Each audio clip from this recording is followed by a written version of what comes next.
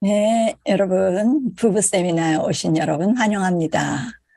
이번 또 주제, 행복한 결혼, 행복한 나로부터 제목과 같이 또 행복한 내가 되기 위하여 오늘 다섯째 날 더불어 사랑에 대해서 살펴보겠습니다. 이 마이크로소프트사의 창업자인 빌 게이츠와 멜린다 게이츠 부부가 이혼을 발표해 화제가 됐습니다. 미국의 가족이라는 책을 쓴 저자인 수잔 브라운 교수는 MBC에 기고한 글에서 빌 게이츠와 같은 저명 인사들의 이혼은 인생 후반기에 접어든 부부들의 황혼 이혼이 늘고 있음을 입증한다라고 설명했습니다. 전문가들은 황혼 이혼 급증은 일부 사람들에 의해 결혼이 평생의 약속이라는 종전의 생각을 바꾸게 했으며 또 이는 나이 든 성인들이 자율과 독립을 위해 빈 껍데기 결혼의 한계를 거부하고 새로운 자유와 유연성을 찾는 것을 의미한다고 분석했습니다. 또 미국의 여론조사 기관인 퓨 리서치 센터 조사에 의하면 밀레니엄 세대의 이혼은 감소 추세인데 비해서 50대, 60대인 베이비 부머 세대의 황혼 이혼율은 늘고 있다. 2010년대 미국의 황혼 이혼율은 1990년에 2배가 된다고 합니다. 매년 0.5%에서 1%가 증가하는데 현재는 최고치를 기록했는데 브라운 교수는 한 세대 전만 해도 50세 이상 이혼율은 10% 미만이었는데 요즘은 미국의 이혼자 4명 중에 1명 이상은 50세 이상이라고 설명했습니다. 39세 이하의 이혼이 줄어든 가장 큰 이유는 애초에 결혼하는 사람이 적은 데다가 경제적 자립 후에 결혼한 사람이 많아서 이혼 위험이 줄었기 때문이라고 분석했습니다. 이와 대조적으로 고령층의 이혼은 어떤 특별한 사유로 인해 발생하는 것이 아니라 황혼 이혼의 절반 이상이 결혼한 지 20년이 넘는 부부 사이에서 일어나는 일로 젊었을 때 자녀들을 키우고 직장 생활하고 바쁘게 지내다 아이들이 성장해 출가하고 이제 생활이 안정되면서 배우자와 같이 할 시간이 많아졌지만 서로 공통점이 거의 없고 빈 둥지만 남은 것을 발견하게 된 것이 황혼 이혼의 요인이라고 분석했습니다. 부부관계 전문인 그 변호사가 있는데 그는 그들이 자녀들에게 결혼 생활을 유지하는 게 더 낫다고 생각하고 이혼을 미루지만 부모가 이혼을 발표했을 때 자녀들이 안도감을 느낀다는 고객들을 종종 본다고 말했습니다. 부모가 더 이상 다투는 것을 보고 들을 필요가 없기 때문에 자녀들이 그러한 안도감을 갖는다고 합니다. 제가 상담을 하다 보면 많은 분들이 이제 어느 정도 다 나이 드신 분들이 우리는 성격이나 취향이나 뭐 하나도 맞는 게 없어요.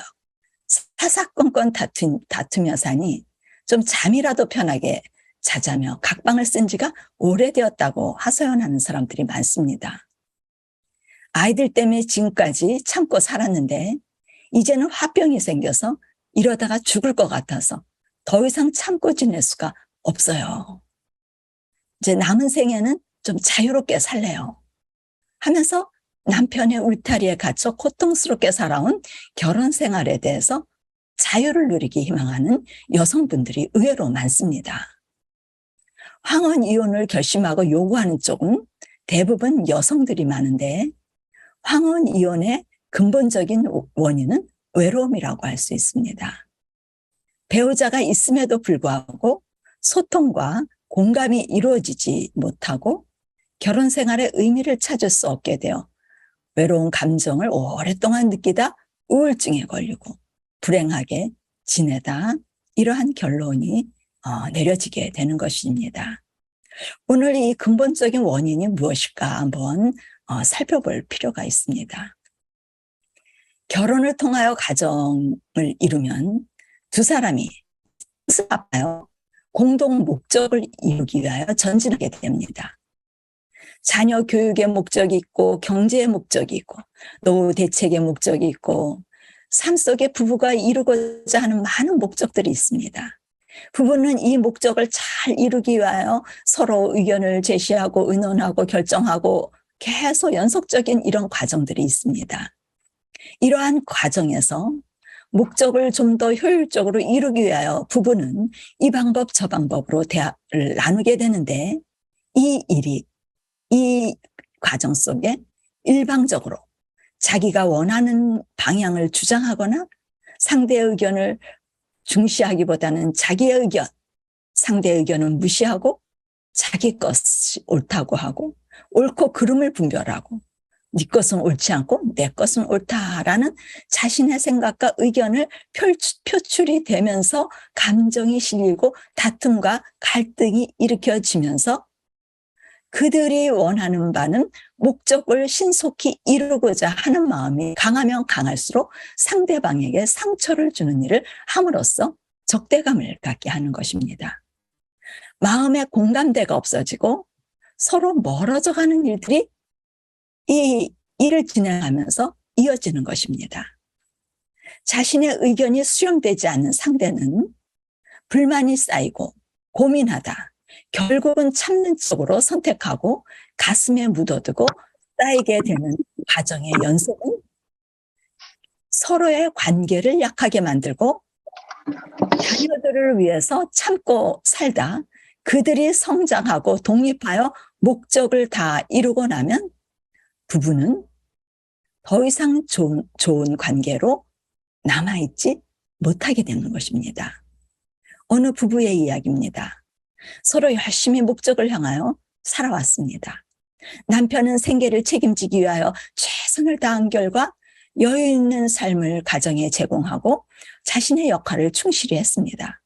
부인도 남편이 벌어다 주는 것으로 여유 있게 살림을 했고 아이들을 잘 키우고 자신의 취미를 살리면서 또 고상한 목적을 향하여 아내의 역할을 충실히 했습니다. 두 부부는 자기의 역할을 잘 해오고 있다고 서로 자부하게 되었습니다. 남편은 일터에서 열심히 힘들게 일하다 집에 들어오면 자기 시간을 갖고 싶어 했고 그의 쉬는 방법은 드라마를 보거나 컴퓨터 앞에 앉아있거나 TV 앞에서 시간을 보내는 것이었습니다. 그러나 부인은 남편이 일 갔다 오면 자기와 함께 곰살붙게 대화도 나누고 남편이 자기와 좀 더 고상한 시간을 보내기를 원하는 겁니다. 텔레비전 앞에, 컴퓨터 앞에 이것이 답답한 것입니다. 부인은 그 과정에서 계속적으로 남편의 부족한 점을 지적하면서 자기가 원하는 고상한 취미로 남편을 인도하고 같이 시간을 보내기를 원해서 끊임없이 설명을 하고 설득을 하는 것이 남편한테는 잔소리를 하는 것으로 들리는 것입니다. 그러다 보니 남편은 부인이 원하는 것은 자기에게 관심이 없고 자기는 재미있는 오락이 더 흥미있고 관심이 있는데 부인에 비해 자신은 유치하고 형편없고 저질스러운 사람으로 자꾸 취급이 되어지는 것 같아 기분이 좋지 않은 것입니다. 과묵한 성격의 그는 가슴에 묻어두고 부인에게는 표현을 하지 않는 것입니다. 부인이 이 고상한 목적을 원하는 것을 볼 때마다 드는 생각은 나는 저 사람을 행복하게 할 수 없는 사람이야. 저 사람을 행복하게 해주는 길은 내가 이혼을 해주는 것이야 라는 생각을 하게 되면서 그걸 키워나가게 되었습니다. 부인은 그것도 모르고 말없는 묵직한 남편에게 아주 고상한 목표를 제시하며 여보 오늘은 이것을 하고 다음 주에는 우리 이렇게 시간을 보내자. 또 아이들과 무슨 계획을 이렇게 하고 뭐 계획을 하고 그럴 때 아빠로서 해야 할 일을 이것저것 관여시키기 위하여 엄마는 계속적으로 아내는 요구하였고 남편은 끌려다니듯 아이들이 장성할 때까지 자기의 의무를 다하는 것이 책임이라고 생각했습니다. 아이들이 다 장성하게 되었는데 어느 순간 그는 자신의 역할과 목적을 다 이루었으니 이제는 이혼을 할 때라고 생각하고 이혼을 하자고 제의를 하는 것입니다. 부인은 남편이 그간 자기와 별로 싸워본 적도 없고 말도 없이 불만도 없이 따라왔는데 남편의 이혼의 선언이 천청병력 날벼락이 된 것입니다. 그간 자기가 요구하는 것을 다 왔기에 남편과 자기는 아주 좋은 관계인 줄 알았던 것입니다. 그러나 남편은 부인과의 관계를 이미 마음속에서 다 정리했고 자신의 모든 재산을 정리하고 부인에게 나눠주면서 이혼할 것을 요구했습니다. 부인은 울고불고 절망 상태에서 답답한 마음에 저와 상담을 했습니다. 제가 결혼의 생활의 목적이 무엇인지 알려주자 그 부인은 깊은 회개가 왔고 진심으로 남편에게 무릎을 꿇고 용서를 빌었습니다. 그러나 이미 남편의 마음은 돌이키기에 너무 늦었던, 참 제가 상담을 하면서 참 마음 아픈 경험을 한 케이스 중에 하나입니다. 많은 경우 회복이 되는데 아주 특이한 케이스, 몇 케이스가 회복이 안 되는 그런 가운데 하나의 경험이었습니다. 남편의 목적과 부인이 목적이 달랐고 같은 목적을 이루어야 한다는 부인의 강한 목적의식이 남편의 마음을 떠나게 한 결과 빚어진 일입니다. 어떤 목적을 향해 나아갈 때 그 목적을 자꾸 생각하면 조급해지고 힘이 들어집니다. 등산을 할 때 위를 올려다보지 말고 걸어라 하는 말이 있습니다. 어서 정상에 올라가야지 하는 급한 마음을 가지면 그때 그 순간부터 산행은 고역이 됩니다. 그것은 과정의 소중함보다 목적에 대한 욕망, 욕심이 앞서기 때문에 욕심은 과정을 힘들게 하고 즐거움을 파괴하는 일을 합니다. 위를 보지 않고 묵묵히 앞과 옆을 보면서 한 걸음 한 걸음 펼쳐지는 풍경을 음미하며 길가의 잡초와 소나무의 아름다운 곡선을 바라보며 힘이 들면 쉬기도 하고 산길에 오솔길을 밟으며 인생의 발자취를 생각하기도 하고 그렇게 한 발 한 발 떼어놓다 보면 어느새 정상에 도달할 수 있게 됩니다. 등산을 좋아하는 사람들은 이렇게 정상을 도달하여 누리는 아름다움을 위해서 그 과정을 귀하게 여기고 가치 있게 여기는 사람들입니다. 이와 같이 우리의 삶의 목적이 중요하다면 중요한 만큼 과정 또한 소중합니다. 무엇을 이루고 무엇을 소유하느냐 보다는 지금 무엇을 하고 있느냐가 더 중요한 일이라는 것을 우리는 머리로는 다 알고 있는 사실이지만 현실에서 우리의 사상은 과정을 중시한다는 생각이 별로 드는 것 같지 않습니다. 사실 우리의 현실은 어린 시절부터 목적이 중요하다고 배웠습니다. 학교 공부를 열심히 하는 것도 대학을 가기 위해, 또 대학에서는 열심히 공부하는 목적은 취업을 위하여, 또 직장에서 열심히 돈을 벌어서 생계의 가족을 위하여, 자녀의 교육을 위하여, 노후 대책을 위하여 끊임없이 목적을 가지고 살아오는데 익숙해졌습니다. 휴식을 취해도 다음 목적 달성을 위해 재충전의 휴식인 것입니다. 이 목적의식이 현실적으로 우리 사회에서는 아주 바람직한 사상으로 높이 평가되어지는 일들입니다. 그래서 성실한 사람, 성공한 사람이 되기 위하여 목적의식은 아주 중요합니다. 목적이 이루어지면 다음 목적을 향해 재빨리 다음 설정을 해야 되고 또 목적에서 목적 다 그렇게 이어지다 보면 나중에 힘과 능력이 약해진 황혼기가 찾아옵니다.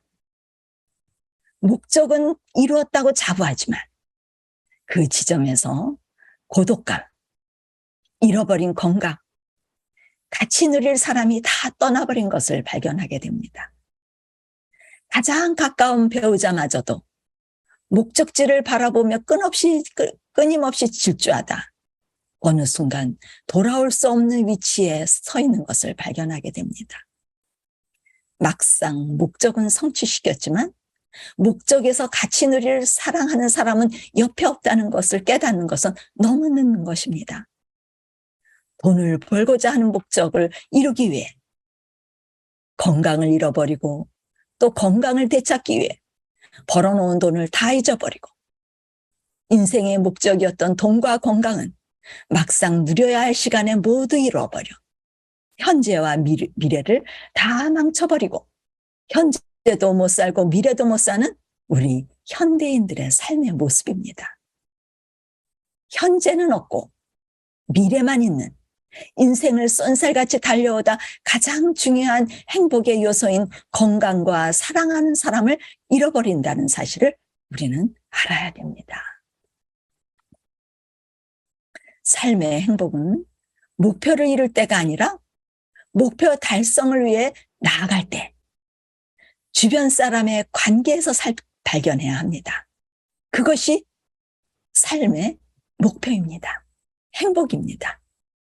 행복해지고 싶고 목적을 완벽하게 이루고 싶다면 자신의 삶의 그 방향으로 나아가는 속도, 리듬을 주변 사람과 보조를 맞추어 조절해야 합니다.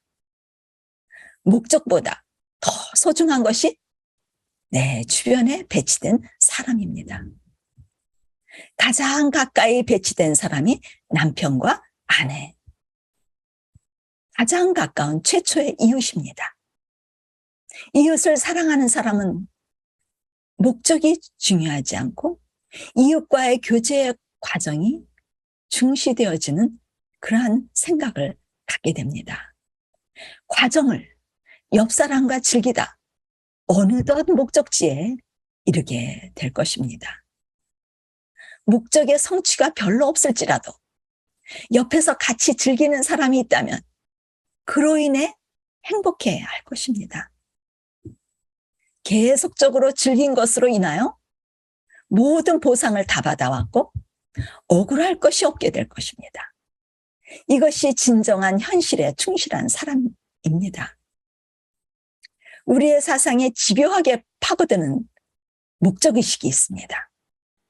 본능적으로 강박관념이 미래에 대한 두려움을 조성하게 합니다.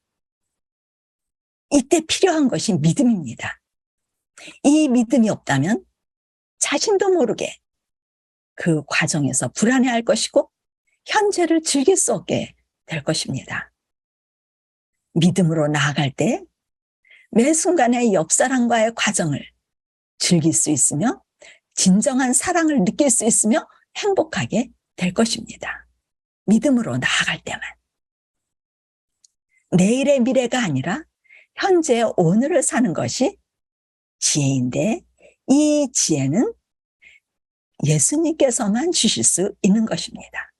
그래서 제가 이번에 강의를 계속 예수님 소개해드리고 그 방법을 여러분에게 소개해드린 이유입니다. 그거 외에는 방법이 없습니다. 이 불안, 미래에 대한 불안을 떨쳐낼 길이 없는 것입니다. 보혜사, 곧 아버지께서 내 이름으로 보내실 성령, 그가 너희에게 모든 것을 가르치시고 내가 너희에게 말한 모든 것을 생각나게 하시리라. 평안을 너희에게 끼치노니 곧 나의 평안을 너희에게 주노라. 내가 너희에게 주는 것은 세상이 주는 것 같지 아니하니라. 너희는 마음의 근심도 말고 두려워하지도 말라. 이 말씀이 이게 믿음으로 받아들여야죠. 이 말씀에 우리에게 평화의 씨를 주신다고 하는데 평화의 씨가 성령입니다. 성령이 우리 마음 가운데 들어오시면 생명에 관한 모든 것을 가르쳐 주시고 생각나게 하시는데 평안을 주신다고 합니다. 성령이 주시는 이 평안은 계속적인 평안입니다. 세상이 주는 평안은 일시적인 것으로 마음의 근심과 걱정과 두려움이 순간순간 세상에서도 평안은 있습니다.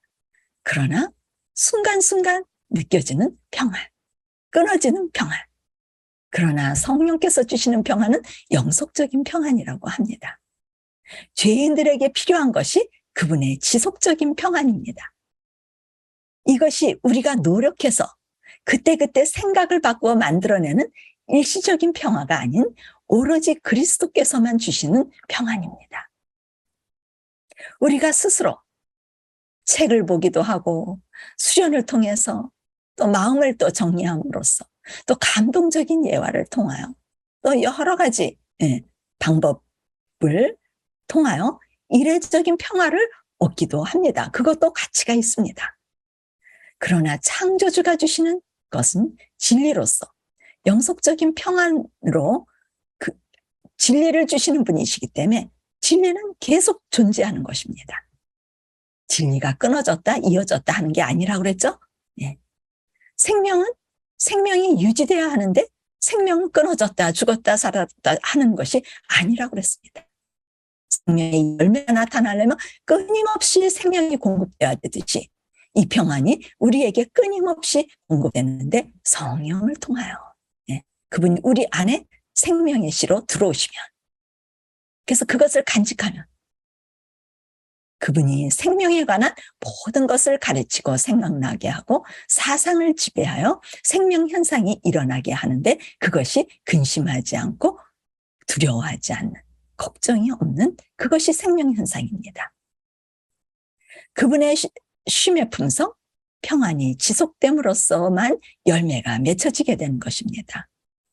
이렇게 생명의 씨를 심으면 식물들이 싹이 나고 자라고 꽃몽우리를 내고 아름다운 꽃을 피고 목적인 열매를 맺게 하는 계속적인 성장이 있게 됩니다. 생명이 있는 것과 죽은 것의 차이는 자라남입니다. 자라남. 계속적인 성장이 있습니다. 이러한 생명의 씨의 생명 현상은 뿌리가 땅속에 깊이 박힘으로 영양분 공급을 계속적으로 받음으로 그 이야기는 쉼을 계속적으로 누리는 가운데 성장하게 됩니다. 이와 같이 우리의 마음의 흙 속에 그리스도의 양분이 성령의 씨가 심겨지고 그리스도께서 양분이 되셔서 우리 안에 믿음의 뿌리가 깊이 성장하면서 끊임없이 양분을 공급받음으로 쉼과 평화를 지속적으로 누리는 가운데 품성의 열매가 맺혀지게 되는 것입니다. 수고하고 무거운 짐진 자들아 다 내게로 오라 내가 너희를 쉬게 하리라. 우리에게 예수님이 존재하는 목적은 우리는 전도요 선교요 하지만 아주 간단합니다. 쉼입니다. 네. 그분이 쉬게 해주신다고 한 이 쉼이 우리에게 가장 중요한 것입니다. 그분은 쉼의 주인이십니다. 그래서 그분이 주시는 쉼은 생명에 이르는 쉼으로 창조주 많이 주시는 쉼을 말합니다. 수고하고 무거운 짐진 자들은 쉬지 못하는 자들, 곧 죄인이라고 하죠. 창조주께서 죄인에게 주셔야 하는 쉼은 완전한 쉼입니다. 지속적인 쉼입니다. 그래야 생명 현상이 지속될 수 있기 때문입니다. 그분께서 주시는 쉼은 반드시 모든 짐을 다 내려놓을 때 받을 수 있는 것입니다. 모든 짐을 내려놨기 때문에 온전한 쉼이 가능한 것입니다. 이건 법칙이 자연스러운 법칙이죠. 모든 짐이 아닌 일부 짐을 내려놓으면 일부만 쉬게 되겠죠. 그래서 하나님께서 주시고자 하는 것은 온전한 쉼이기 때문에 무거운 짐을 다 내게로 가져오라. 모든 짐을 내려놓지 않고 자신과의 투쟁으로 생각과 사상을 바꾸어 일시적 쉼을 얻는 것과는 다른 것입니다. 그리스도께서는 우리의 잘못된 선과 악의 개념을 교정시켜 주시려고 이 땅에 오셔서 돌아가셨다고 했습니다. 우리 죄인들이 아는 선과 악의 개념이 다른 것입니다. 나쁜 일을 했거나 좋지 않은 행동을 했거나 말을 했거나 도덕적, 윤리적, 행위적으로 그런 개념의 기준을 가지고 죄라고 한다면 우리가 그렇게 알고 있기 때문에 이 기준에는 절대적인 기준이 없습니다. 판단도 주관적인 판단으로 비판과 정죄일을 하게 됩니다. 그러나 생명적인 선과 악은 절대적인 기준이 있습니다. 그것은 그리스도로부터 받은 쉼이 있는가 없는가. 쉼이 있다면 쉼의 품성이 나타날 것이고 쉼이 없다면 쉬지 못하는 근심, 걱정, 두려움, 품성이 나타날 것이라고 말씀합니다. 그래서 품성의 열매로 그들을 알지니 열매로 한다고 합니다. 이것이 선과 악의 기준입니다. 이 쉼은 또 관계로 흘러나가 관계 형성에 영향을 주게 되는데 결과는 관계 속에서의 천국, 관계 속에서의 지옥의 삶으로 나타나는 것입니다. 천국은 자신도 쉼을 누리고 다른 사람에게도 같이 쉼을 누리게 하는 관계로 나타나고 지옥은 자신도 쉼을 못 누리고 다른 사람도 쉬지 못하게 해서 상처와 아픔을 주는 관계로 드러나지는 것이 지옥입니다. 소유 사상에 이게 이제 소유 사상에 의하여 오는 것인데 말씀드렸죠? 선악과를 먹은 결과 소유 사상이 따라온 거라고요. 근데 이 소유 사상에 또 따라오는 산물이 있습니다. 그것은 비교 정신입니다. 비교 정신은 우리를 외롭고 비참하고 소외되고 쉬지 못하게 하는 강력한 요소입니다. 우리 힘으로 이 비교 정신에서 벗어날 수 있는 힘은 없습니다. 제가 건강 문제, 부부 문제, 자녀 문제, 신앙 문제 등 상담을 다양하게 해오면서 많은 분들이 이 비교 정신에서 벗어져 나오지 못해 불행해하며 심한 우울증과 자살 충동을까지 느끼시는 분들이 많고 자살을 시도하신 분들이 많이 있습니다. 우리 자연인들은 자신도 모르게 비교하는 일을 본능적으로 자연스럽게 합니다. 우리가 훈련과 교육에 의하여 좀 벗어날 수는 있겠죠. 그러나 우리는 이 자연인들은 알게 모르게 이 사상이 우리를 지배하고 있습니다. 저도 이 비교 사상으로 고통을 겪은 사람 중에 하나입니다. 제가 이제 교회에 들어와서 교회는 나가고 있었지만 개인적으로 이 예수님을 영접하는 예수님을 잘 모르던 시절 저는 남편에게 불만이 많았다고 했습니다. 저의 불행의 원인은 그 당시 남편이라고 생각한 것입니다. 남편은 교회도 안 나가고 영적 생활도 모르고 노는 날 TV 보고 스포츠 보고 영화 보고 드라마 보고 제가 볼 때는 교회 나가는 제가 볼 때는 유치한 수준입니다. 저차원이라고 생각이 들었던 것입니다. 그러다가 교회에서 장로님들이나 이 남자 집사님들이 앞에 나와서 말씀도 유창하게 잘하시고 기도도 감동스럽게 잘하면 영적 수준이 높은 것 같고 그분들의 취미는 고상하고 또 고상한 인품을 소유한 것 같아서 존경스러워 보이면서 그 부인 집사님이 부러워 보이는 것입니다. 저 집사님은 어떻게 저런 훌륭한 남편을 하나님께서 주셨을까? 저 집사님은 신앙이 모범이 되는 남편만 따라가면 영생이 보장되니 참 세상은 불공평하다. 왜 내 남편은 신앙심도 안 생기고 세상에 빠져서 세상 지식에 갇혀서 온갖 이 세상 이 고상한 하늘 지식은 모르고 그 저차원적인 세상 지식. 왜 하나님은 나에게 이런 팔자를 주시지? 하며 팔자 타령을 하면서 얼마나 외롭고 비참하고 세상에서 가장 불행한 여자로 눈물을 하염없이 흘리는 것입니다. 왜 다른 여자들은 잘 사는데 나만 이런 신세로 살아야 하는지 너무 비참한 것입니다. 이 사상이 저를 지배하여 항상 우울하고 슬프고 고통에 있었던 것입니다.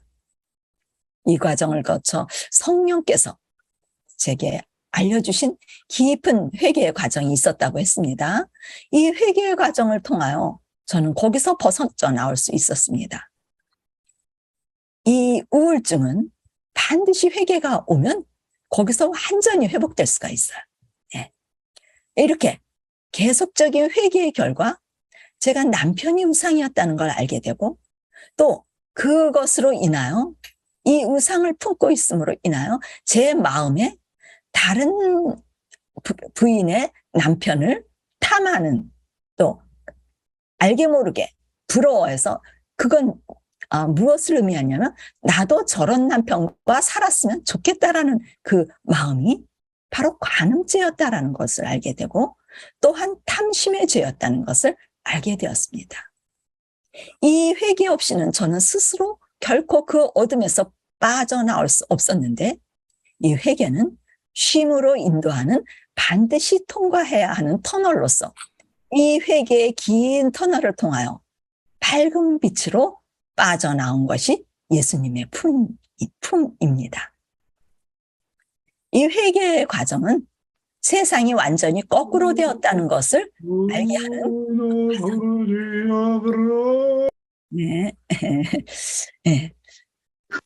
남편은 하나님이 사용하시는 훌륭한 도구였고, 그간 남편에 대한 불만은 하나님께 대한 불만이었고, 하나님을 대적하고 있던 저의 죄와 불신의 모습을 회개를 통하여 알게 되었습니다.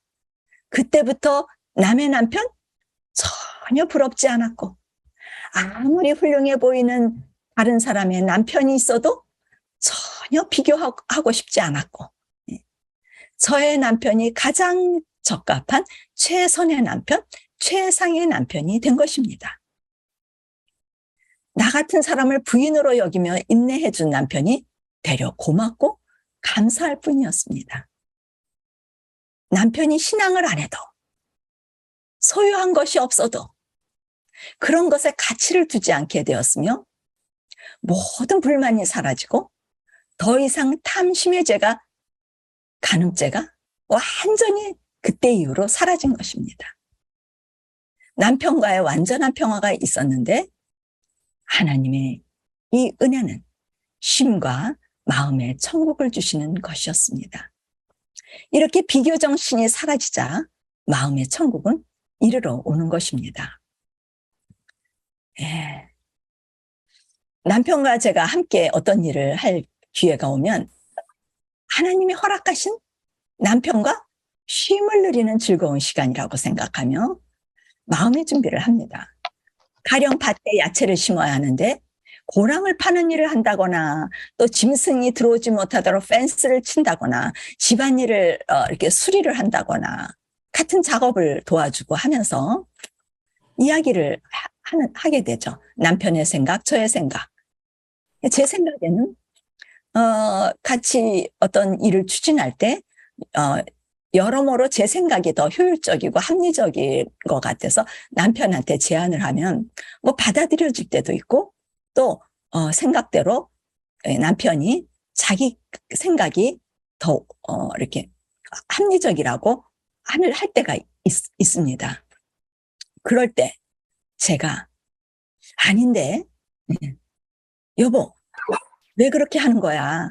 이게 더 나은 것 같은데? 봐봐, 내가 이랬잖아 하고 우기면서 이야기를 하기 시작하면 유일하게 같이 시간을 즐길 수 있는 그 시간을 빼앗겨 버리는 것입니다. 유일하게 같이 시간을 즐길 수 있는 그러한 이 방법은 절대 자기 생각을 우기지 않는 것입니다. 그러려면 목적을 이루고자 하는 마음을 버려야 합니다. 아무리 비효율적이라고 하더라도 다음에 다시 작업을 해야 할 수도 있을 수 있어도 어느 것이 더 가치가 있고 소중한 것인가를 분별해야 되는 것입니다. 저는 남편과 시간을 공유하며 즐기는 것이 더 중요하고, 남편과 대화를 주고받고 마음을 주고받으면서 특별히 하나님께서 제게 주신 평안을 남편에게 전해주는 것이 가장 가치 있는, 그래서 남편과 일하면서도 하나님의 사업을 하고 있는 것이라고 생각하기 때문에 그게 가장 가치가 있는 것입니다. 그러니까 유일하게 그것을 전해줄 수 있는 시간은 지금 같이 일을 할 때, 뭐 부부가 얼마나 바쁩니까? 그 시간밖에 없어요. 제가 소유한 평안이 남편에게 흘러가고 남편이 그것을 느끼게 되면 그의 마음도 평안을 누릴 때 저에게 오는 기쁨은 이미 보상을 다 받게 된 것입니다. 이것이 천국이며 그 시간에 남편과 나누기를 원하는, 평안을 나누기를 원하는 하나님의 목적과 뜻이 이루어진 것입니다. 우리 마음은 소유사상이 지배해왔기 때문에 지금까지 고기를 나누는 업으로서 무엇인가 자꾸 얻어야 돼. 그래야 만족하고 안정되고 희망이 보이고 성취감이 있는, 그래서 얻는 데서 평화가 있습니다. 그러나 이제부터는 사람을 낳는 업으로서 얻지 못하고 성취 못해도 다 없어질지라도 불안해하지 않고 사람을 낳는 것으로, 사람을 얻는 것으로 인하여 기쁨과 평화를 누리는 마음으로 바뀌어진 것입니다. 이렇게 하여 인생의 목적이 달라지니까 과정을 중시하게 되는 것입니다. 남편이, 아이들이, 주변에 누구든지 가진 것이 없고 능력이 없고 소유가 없고 남들만 못해도 그들이 존재가 귀해 보이고 가치가 있는 것입니다. 그리스도인들은 신앙을 잘하면 귀해 보이고 가치가 있다고 생각하고, 신앙을 잘못하면 이렇게 좀 소홀하는, 그래서 신앙을 잘하는 남편과 아이들 만들어 달라고 기도하죠. 뭐 그 기도도 소중한 거죠. 그런 것도 사실 따지고 보면, 이 알게 모르게 이 소유사상에 지배되어 있을 수가 있습니다. 자기가 소유사상이 있으면 그 기도도 소유사상의 일종이라고 볼 수가 있습니다. 저는 이것을 알고 나니까 남편이 신앙이 없어도, 자녀가 신앙이 없어도, 하나님을 몰라도 남편이 남편의 자리에 있는 것, 아이들이 아이들의 자리에 있어서 존재하는 것으로 귀하고 감사하게 되었습니다. 저의 주변에 그들이 있다는 것으로 하나님께서 저와 그들 속에서 일하시고자 하신 목적을 이룰 수 있음에 희망을 갖게 되는 것입니다. 저는 지금 남편이 떠났습니다. 제가 이러한 목적이 바뀌어졌기 때문에, 그 사상을 가지고 남편을 대했기 때문에 하나님께서 허락하신 그와의 짧은 시간이 후회 없고 아름다운 추억으로 인하여 보통 이럴 때 내가 이렇게 할 걸, 저렇게 할 걸, 껄껄껄껄 후회의 죄에서 자유할 수 있는 것입니다. 그렇지 않으면 제가 많은 분들이 남편을 잃고 후회하고 계시고 그 우울해하시는 분들을 많이 봤습니다. 남편이 세상을 떠나고 나니 저는 그를 향한 저의 인내가 저를 위한 인내라는 것을 알게 되었습니다. 이렇게 남편이 일찍 내 곁을 떠났는데 만약 그와 함께 살았던 짧은 시간들이 내가 인내하지 못해서 나의 죄와 불신의 모습으로 그를 괴롭히고 나의 추한 모습으로 그에게 보여줬더라면 내가 그리스도인으로서 하나님의 품성을 가리는 장본인이 되어서 지금쯤 얼마나 후회하고 마음 아파하며 살았을까 생각해 봅니다. 그러나 제게 새겨주신 죄사함을 받은 그리스도의 그 용서의 사랑과 그분이 주신 인내는 남편의 마음을 변화시켰고 용서의 사랑에 남편이 눈물을 흘리게 만들었고 마지막 3번의 교회를 출석한 후에 잠들게 하셨습니다. 남편과 이 땅에서 인연을 맺고 산 기간들에 후회가 없도록 하셨고 하나님께 맡기고 조바심 없이 기다리며 남편과 함께 쉼을 누린 일밖에 없는데 성령께서는 그 시간 동안 조용히 아무 일도 안 하는 것 같아 보였던 일들은 완벽하게 일을 하셨다는 것을 그가 떠난 후에 알게 되었습니다. 인생이 허락하신 주변의 사람과의 만남의 교제 시간은 우리 모두 한정된 시간이 있다는 것입니다. 때가 되면 그 만남은 마감을 하게 될 것입니다. 그 시간에 가장 가까운 지극히 작은 자에게 하나 한 것이 착하고 충성된 종이라는 음성을 듣게 된다는 것을 우리는 하늘에 가서 알게 될 것입니다. 남편과 교제는 참 인내하는 시간이 많았다고 했습니다. 남편은 사실 교회를 잠시 잠깐 나갔지만 뭐 여러 가지 일로 이렇게 이제 떠나면서 이 신앙 쪽을 이렇게 이 기독교 쪽이기보다는 불교 쪽으로 더 많이 기울어져 있었습니다. 서로 공유할 주제와 화제가 일상의 일 외에는 깊은 사상을 나누는 교제가 이루어질 수가 없었습니다. 그래서 이제 그런 같이 공유하는 작업의 시간은 조금 이 사상을 나눌 수 있는 그러한 시간인데 예수님의 평강 최고 아닙니까? 남편과 저를 지배할 수 있는 시간입니다. 제가 기억나는 일 중에 하나가 남편과 함께 시간을 날 때마다 제가 이 넓은 지역이었는데 1에이커 되는 지역에 펜스를 치는 작업을 하게 되었습니다. 이 환자들에게 이제 먹거리를 제공하고 하다 보니까 농사를 지으면서 이제 넓은 지역에 펜스를 쳐야 했는데 넓은 지역에 울타리 작업이니까 이게 쉽지가 않습니다. 이 기둥을 박는 것부터 시작해서 남편이 힘들게 일하기 때문에 안쓰러운 생각에 제가 자꾸 옆에서 용기와 격려를 주면서 그러면서 대화를 나누면서 일을 하게 되었습니다. 근데 그 중에 이제 마지막은 아니지만 그때 기둥 하나, 막 이제 끝난 그 기둥 하나가 아주 많이 기울어져 있는 것입니다. 남편이 애써 박았는데 남편도 그걸 눈치챈 것 같은데 겉으로 나타내질 않고 계속 다음 기둥을 박자고 하는 것입니다. 그래서 참 보기도 싫고 다시 작업한다는 건 아주 어려운 일인데 그래서 제가 넌지시 물었습니다. 여보, 당신이 보기에 이 기둥이 괜찮은 것 같아? 그랬더니 남편이 힘이 들었는지 응 괜찮아. 그냥 다음 거 박자. 이렇게 해서 넘어갔는데 그때 환자 한 분이 지나가다가 그 기둥을 보셨습니다. 저에게 쫓아와서 집사님 저 기둥 저렇게 박아놓으면 어떻게 해요? 보기 싫어요.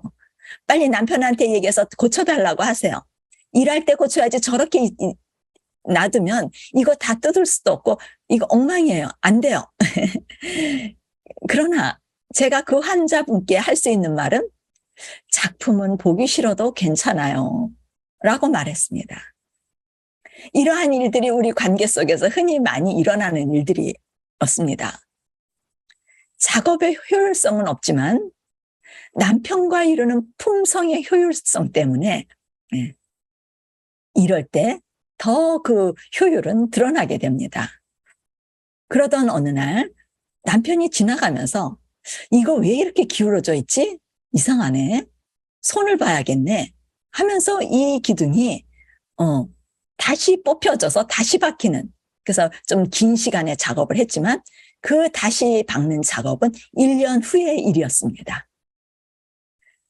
그리스도께서 가장 소중한 심을 사랑하는 우리에게 주시고자 합니다. 그분을 닮은 사람들은 만나는 모든 주변 사람들에게 쉼을 주고자 할 것입니다. 이게 프라이어티고 가장 소중한 것이 될 겁니다. 저에게 가장 소중한 것은 가장 사랑하는 사람에게 가장 소중한 쉼을 주는 것입니다. 매 순간 주변의 사람들에게 쉼을 줄 수 있는 사람이라면 그 사람의 품성이 나타나게 될 것인데 그것이 온유와 겸손이라고 예수님께서 말씀하시고 계십니다. 수고하고 무거운 짐진 자들아 다 내게로 오라. 내가 너희를 쉬게 하리라. 나는 마음이 온유하고 겸손하니 나의 멍에를 메고 내게 배우라. 그러면 너희 마음이 쉼을 얻으리니 이는 내 멍에는 쉽고 내 짐은 가벼움이라. 예. 쉼을 말씀하시면서 마음의 온유와 겸손에 대하여 말씀이 이어집니다. 그 쉼은 그 품성을 갖게 한다는 것입니다. 쉼의 품성이 온유와 겸손으로 나타나게 된다고 하는 말씀입니다. 온유와 겸손은 그리스도의 품성으로 멍에를 매는 것이라고 합니다. 그 품성을 소유하면 멍에를 맨 것이고 그때부터 그분에게 배우게 되고 배우면서 쉼을 얻게 되는데 이 쉼은 가볍고 무겁지 않은 것이라고 합니다. 예. 쉼은 멍에는 쉽고 가볍고 우리가 쉬지 못하는 것, 죄, 또 쉬는 것, 예수님의 품성 속에 멍에라고 했습니다. 고대 근동 지역에서 농부가 밭에서 일할 때 최대의 효과를 거두기 위하여 한 쌍의 소에게 같이 멍에를 메우는 관습이 있습니다. 그런데 나이 많고 경험이 많은 소가 어리고 미숙한 소와 함께 멍에를 메어주는 것입니다. 멍에를 메어주면 경험 없는 어리고 거친 소를 훈련시키고 길들이는 방법으로 아주 좋은 것입니다. 말하자면 나이 든 소는 어린 소에게 개인 트레이너가 되는 것입니다. 경험 많은 소는 쟁기를 어떻게 다루고 농부와 관계가 어떻게 유지되어야 하는지, 그래서 어떻게 주어진 일을 완수할 수 있는지 정확하게 알고 어린 소가 무엇을 하고 어디로 가는지 모를 때 멍에를 잡아당김으로써 어린 소는 따라 배우게 되는 것입니다. 우리가 그리스도의 멍에를 맨다는 것은 그리스도로부터 모든 것에 대한 가르침을 받기 위하여 먼저 같은 식구가 됨을 의미하는 것입니다. 멍에는 결혼과 같은 연합을 말합니다. 같은 배를 타는 것입니다. 이것이 그리스도의 품성, 신의 품성, 그리고 우리의 연약한 인성이 연합이 되면 같은 사상을 갖게 되는 것입니다. 그분의 사상을 가지고 따라가면 그 멍에를 매는 것은 쉽고 짐이 가볍게 느껴지는 것입니다. 그러나 품성과 사상이 다르면 같은 멍에를 메고 매 순간 자기가 원하는 대로 자기 취향대로 자기 뜻대로 하고자 하는 욕구가 생겨 멍에를 매는 것은 결코 쉼을 주지 못할 것이며 매 순간 반항하고 투쟁하며 불평하게 되므로 쉼을 누리지 못할 것이며 그 일은 고역이 되고 지옥이 될 것입니다. 그리해서 멍에란 다른 특성이 아닌 같은 특성을 가져야 쉼을 주는 멍에가 될 수가 있습니다. 그와 같은 의미에서 그리스도께서는 먼저 무거운 짐을 진 쉼이 없는 죄인에게 짐을 다 내려놓게 하시고 쉼을 주셔야 하는 것입니다. 그 쉼을 받으면 그게 의입니다. 죄인이 의를 얻으면 의의 사상을 소유하게 되는데 그리스도와 같은 사상을 갖게 되는 것을 말합니다. 그러면 그리스도와 같은 의의 사상을 가졌기 때문에 그분과 같은 뜻, 같은 목적을 가지고 따라가는 것에 대해서 반항이 없고 투쟁, 불평, 고통이 없기 때문에 그 멍에를 지는 것은 쉽고 가볍고 쉼을 누릴 수 있게 되는 것입니다. 멍에는 쉼과 안식을 표상하는 것인데 오늘날 우리가 멍에하면 많은 그리스도인들이 봉사라고 생각합니다. 봉사라는 의미는 맞지만 품성의 봉사라고 생각하셔야 할 겁니다. 복음 사업을 하는 것, 전도하는 것, 선교하는 것, 멍에 봉사라고 생각하게 되는데 자신이 전도와 선교를 많이 하고 열심히 하면 다른 사람들이 선교와 전도 못하고 안 한다고 불평, 불만으로 자신도 쉬지 못하고 다른 사람도 쉬지 못하게 하며 짐을 자신도 지고 다른 사람에게도 짐을 지울 수 있습니다. 그러나 멍에를 맨 사람들은 다른 사람에게도 쉼을 주며 자신도 쉼을 누리고 쉼을 얻는 방법을 가르쳐주고 멍에를 매는 것은 쉽고 가벼운 일이라는 것을 전하는 사람이고 그것이 바로 십자가의 능력을 전하는 전도입니다.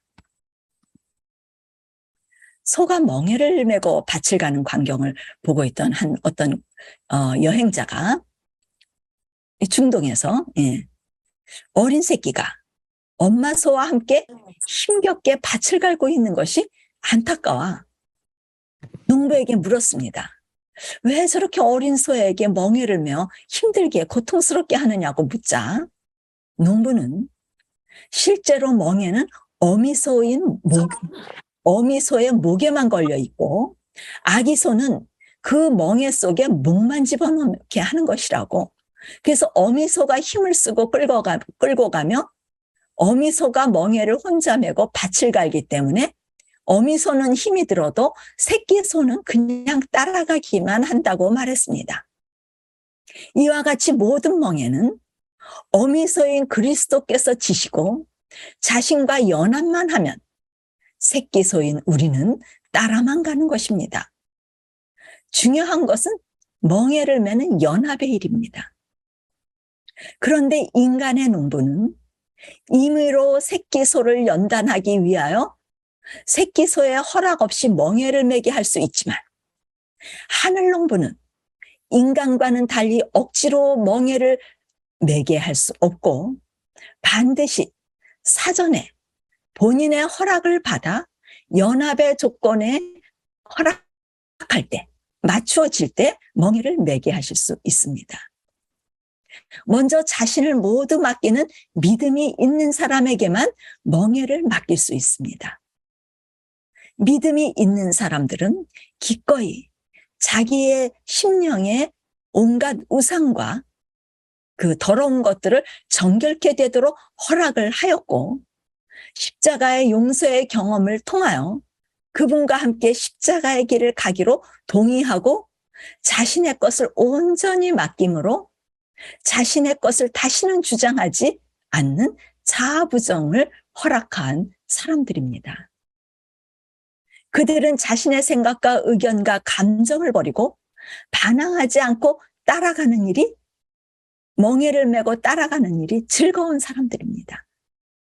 그들은 그리스도와 함께 한 식구가 되어 같은 특성을 가지고 온유와 겸손을 즐겨하며 그리스도를 따라가는 일은 쉽고 가벼운 일이 되어 그리스도가 주인이 되어 자신들에게 경험을 쌓도록 하나하나 가르쳐주면 즐거이 배우게 될 것입니다.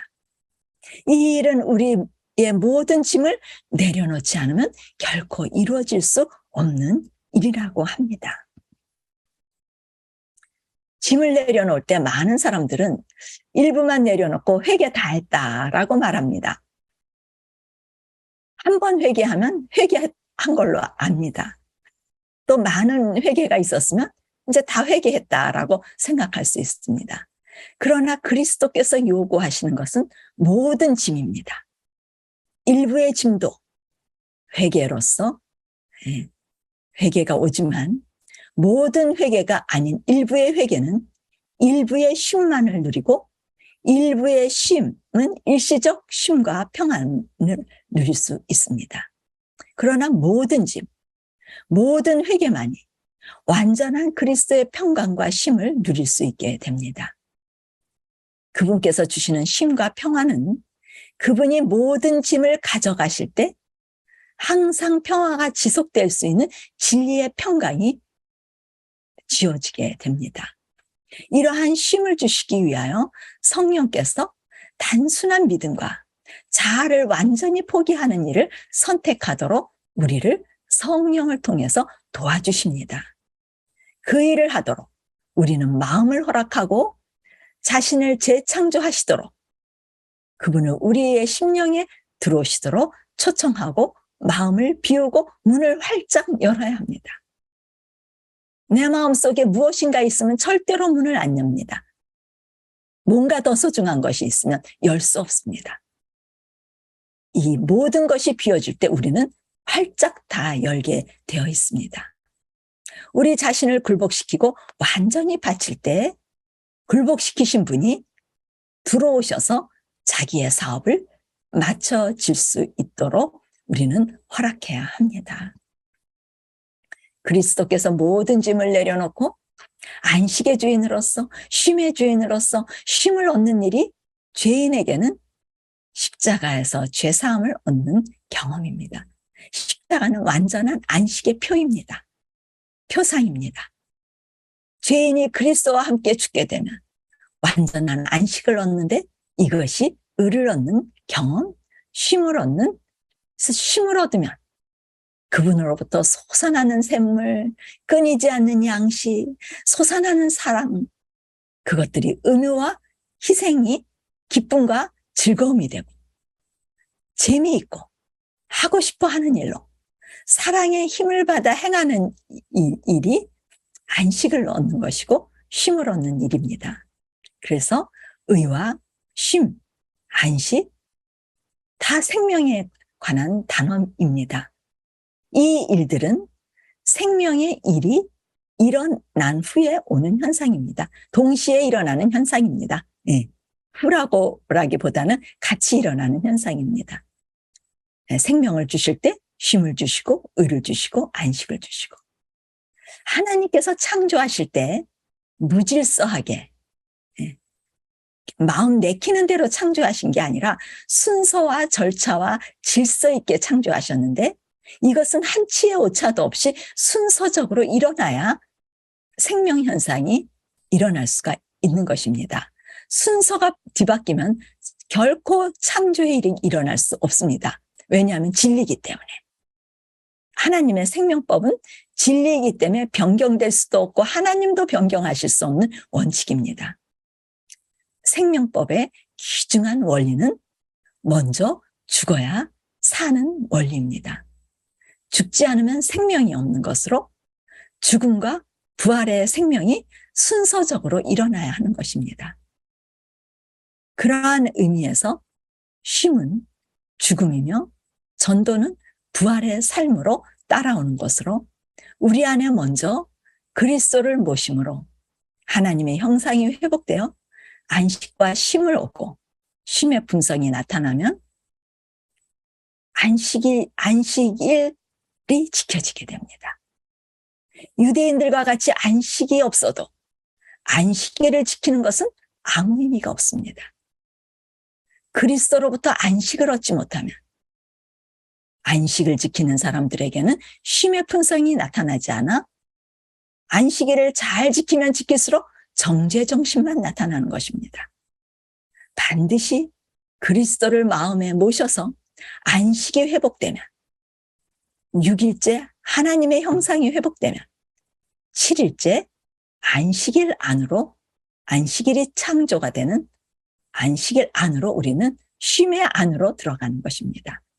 그래서 다음 순서인 안식일 회복이 안식을 소유함으로써 자동적으로 일어나는 일이고 새 언약의 하나님의 법이 그들의 마음에 기록됨과 동시에 안식과 안식일이 온전히 회복되어지면서 이것이 우리 계시록에 이 회복이 온전한 회복이 이루어질 약속이 기록되어 있습니다. 저의 전도법은 남편에게뿐만 아니라 이게 모든 사람에게 이 쉼을 전하는 일입니다. 안식의 주인을 전하는 일이죠. 교파를 초월합니다. 종파를 초월합니다. 아주 참 멋있고 힘있고 능력있고 모든 걸 초월해서 모든 사람들 심령 속에 뚫고 들어가는 능력 있는 이 전도법입니다. 제가 이렇게 계속 쉼을 전했는데 하루는 남편이 저한테 묻습니다. 아주 부러운 듯이 묻습니다. 당신은 어떻게 그렇게 평화롭지? 나는 당신의 평화가 부러워. 나는 그 평화를 찾기 위해 산으로 가는데 산에 가면 참 평화로워. 그래서 내가 산을 다니는데 현실로 돌아오면 그 평화가 깨지는데 그 비결이 무엇이지? 네, 어떤 게 더 나아? 응? 저는 그 비결은 그리스도께서 주신 것으로 먼저 그분께서는 내 죄를 깨닫게 해주시고 그 죄를 모두 내려놓고 회개케 하시고 난 다음에 마음을 깨끗이 비워주시더니 평화를 주셨다고 말했습니다. 그때 남편이 아무 말도 안 하는 것입니다. 제가 그때 생각에 잘 이해를 못하는 것 같았습니다. 시간이 흘러가면서 남편은 저의 평화를 다른 사람들에게 알려주고 있는 것입니다. 우리 집사람은 항상 평화를 누리는 사람입니다. 하면서 선전을 하는 것입니다. 다른 사람들에게 이 평화에 관한 이야기를 하면서 남편이 전도를 하고 있는 것 같았습니다. 그런데 듣는 사람들도 저를 특별한 사람으로 취급하는 것입니다. 남편은 이렇게 제가 하지 않는 전도를 하는 것을 제가 많이 목격했습니다. 남편은 저에게 당신은 이 세상에서 성공한 사람이야. 아무도 못하는 일을 당신은 하고 있어. 이 세상에서 내가 가장 존경하는 사람이 둘 있는데 하나는 불교계의 법륜 스님이고 또 하나는 기독교의 변정이야. 이 말은 성령께서 일하신 증거라고 저는 여기게 되었습니다. 이렇게 전도는 자신도 살리고 다른 사람도 살리는 멋있는 사업이라고 고상하고 최고 멋있는 아름다운 사업이라는 걸 저는 경험하게 됩니다. 그리스도의 멍에는 그의 품성을 소유하여 그분의 멍에로 다른 영혼들에게 쉼을 나눠주는 것이 멍에입니다. 예, 주 안에서 항상 기뻐하라. 내가 다시 말하노니 기뻐하라. 너희 관용을 모든 사람에게 알게 하라. 주께서 가까우시니라. 아무것도 염려하지 말고 오직 모든 일에 기도와 간구로 너희 구할 것을 감사함으로 하나님께 아뢰라. 그리하면 모든 지각에 뛰어난 하나님의 평강이 그리스도 예수 안에서 너희 마음과 생각을 지키리라. 너희는 내게 배우고 받고 듣고 본 바를 행하라. 그리하면 평강의 하나님이 너희와 함께 계시리라. 쉼을 누리는 그리스도인들의 삶입니다. 항상 기뻐하는 것입니다.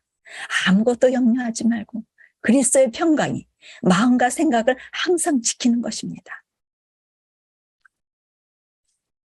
행복한 아주 평화한 가정과 불화한 가정이 서로 이웃에 살고 있었습니다.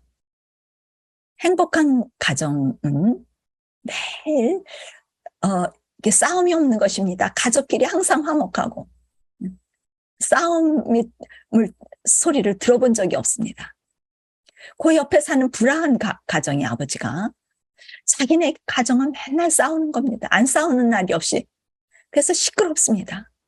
근데 저 화목한 가정에 저렇게 조용하고 안 싸우는 것이 너무나 희한했습니다.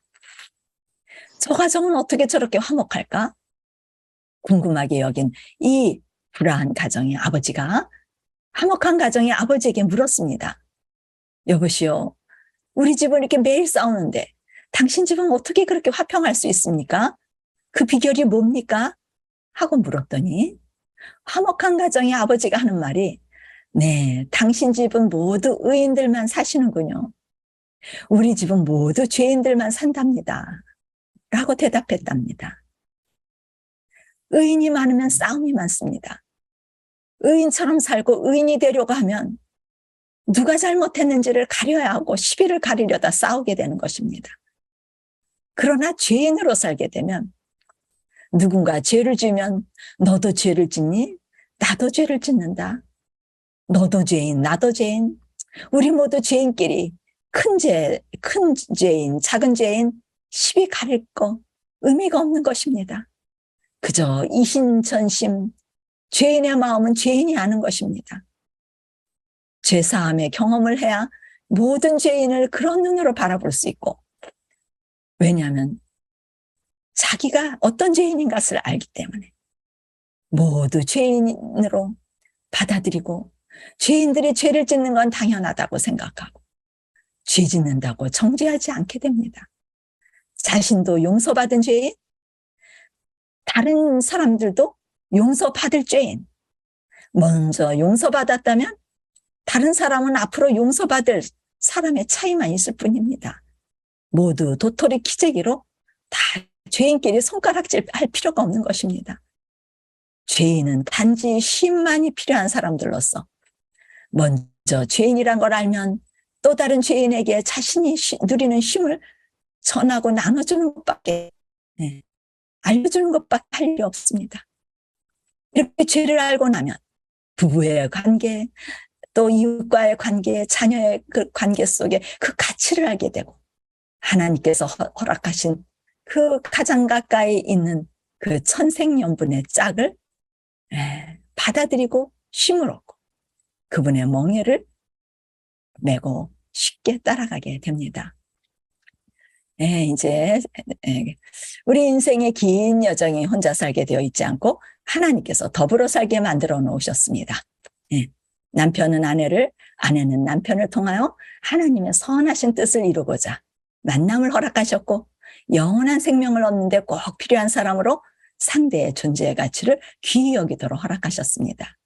우리는 하나님께 맡기는 겸손으로 그분이 일하심을 경험하면서 인생의 목적 또 과정이 모두 아름다울 뿐만 아니라 사랑을 주고 받을 사람이 항상 옆에 있다는 것과 어느새 하나님의 도우심으로 목적에 도달하는 기적이 일어났음을 간증하는 여러분들이 모두 되실 겁니다.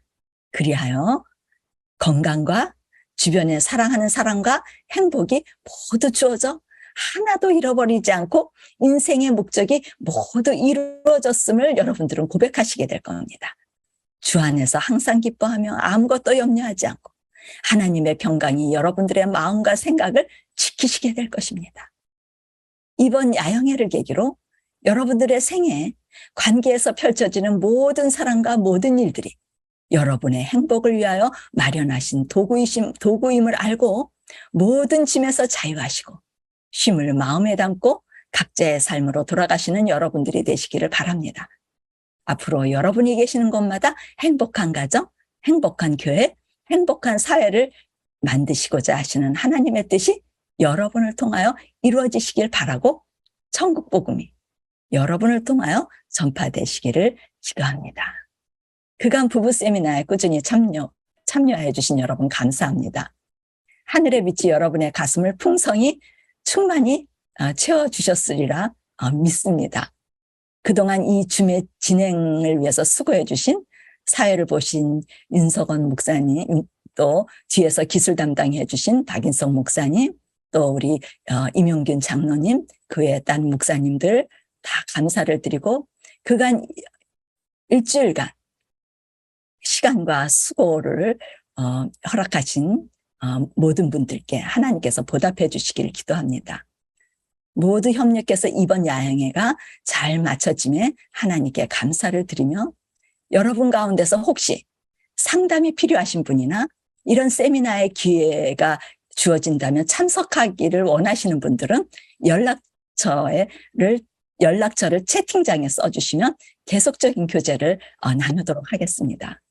그동안 여러분께서 꾸준히 참석하여 주셔서 자리를 채워주셔서 용기와 위로를 많이 받았습니다. 사실 강의하는데 몇 분 안 계셨다면 주최하는 입장에서 볼 때 부부 세미나의 필요성을 못 느꼈을 테고 클래스가 없어질 뻔했습니다. 다음번에 감사하게도 여러분께서 잘 지켜주셨습니다. 그간 일주일의 시간이 헛되지 않도록 하나님께서 평강으로 채워주시길 바라고 앞으로 행복한 1년 보내시고 다음 기회가 주어진다면 또 뵙겠습니다. 다음에 또 만나 뵐 때까지 여러분들 모두 안녕히 계시기 바랍니다. 감사합니다.